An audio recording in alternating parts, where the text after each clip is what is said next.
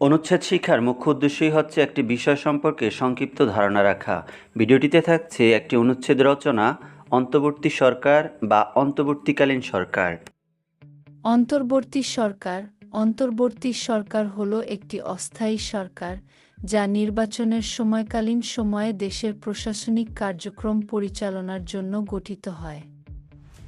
এটি সাধারণত নির্বাচন অনুষ্ঠিত হওয়ার আগে ও পরে স্বল্প সময়ের জন্য দায়িত্ব পালন করে এবং একটি নতুন নির্বাচিত সরকার দায়িত্ব গ্রহণ না করা পর্যন্ত রাষ্ট্র পরিচালনার দায়িত্বে থাকে।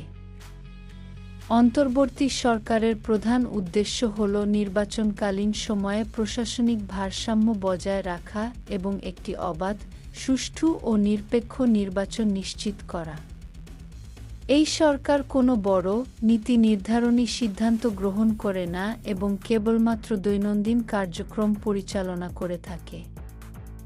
এক সময় বাংলাদেশে নির্দলীয় তত্ত্বাবধায়ক সরকার পদ্ধতির মাধ্যমে অন্তর্বর্তী সরকার পরিচালিত হতো, যা ২০১১ সালে বাতিল করা হয় এবং ক্ষমতাসীন সরকারি নির্বাচনকালীন সময়ে অন্তর্বর্তী সরকারের দায়িত্ব পালন করে।